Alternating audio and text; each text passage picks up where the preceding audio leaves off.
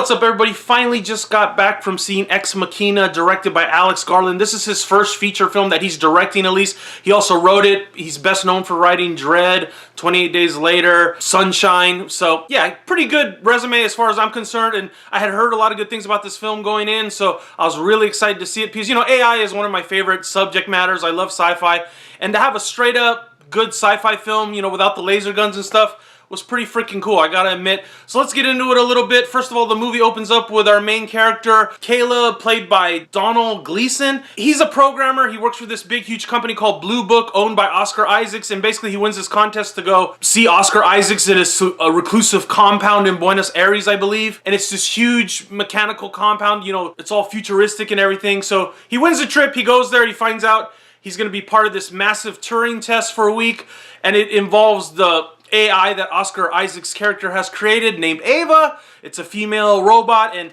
a Turing test is basically to see if the robot can pass, you know, for being real. And it gets pretty interesting from there. It's just a real slow burn, a little bit of psychological sci-fi drama, I would say. Really slow burn, though. I mean, if you're expecting action, this isn't the movie for you. And that didn't bug me. But if you're expecting something, you know, with a lot of action, fighting, all that stuff, this isn't the film for you. It's a lot of dialogue.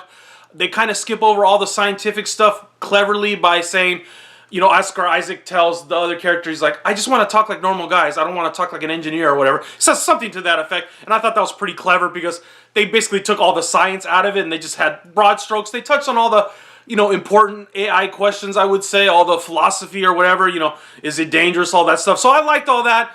The best thing about this movie, though, besides the special effects were pretty cool on Ava, the best thing is Oscar Isaac's performance, because he plays this sort of evil genius, but he doesn't play it like the normal evil genius, I would say. But he's just very intimidating. They work some, you know, characteristics into his character, but just the way he delivers the dialogue and his personality, his intensity, really comes off strong. And you could see how the other guy's kind of intimidated by him, and, you know, they're trapped in this house together with this robot, and the tension is there, definitely. It's a tense film. Nothing really new that we haven't seen. Is just really, really well put together, well done. The whole way this movie looked at the reclusive mad genius, I really liked that angle. And then, of course, when it came to the twist part, that was freaking awesome. I wasn't expecting it. The film was kind of pointing one way, and I was like, oh, is it gonna be that predictable? But thank God it wasn't. Really cool little twist at the climax. Not really a twist, but I just really like where they went with it at the end of the film. At the end, I felt a little slightly unsatisfied, but I think they had to end it that way. Anything else would have been cheesy. Yeah, just really liked the twist at the ending, what they did, and I was like, oh, and, you know, the way things played out. Real clever. They didn't try to overdo anything. Okay, let's talk about the bad real quick, because I really like this one. There wasn't much bad things about it, I would say. One thing I already mentioned, it's a slow one, so if you like your action, this isn't the one for you. If you like a lot of kills, this isn't for you.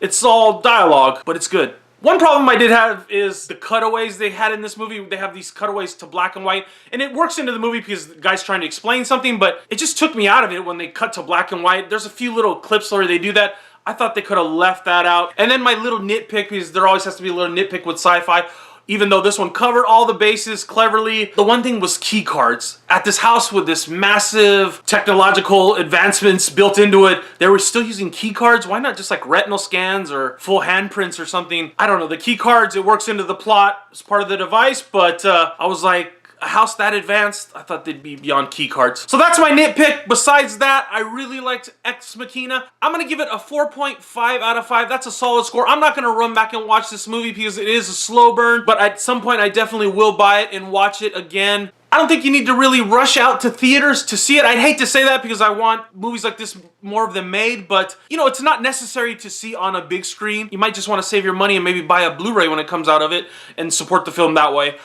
Great movie, one of the best science fiction ones that's come out in the last couple years. Touches on the AI, is well written, well acted, looks good. So what'd you think of Ex Machina? Comment down below, let me know what you thought. Have we seen it all before? Did you want more action? Let me know down below, and I'll see you guys soon.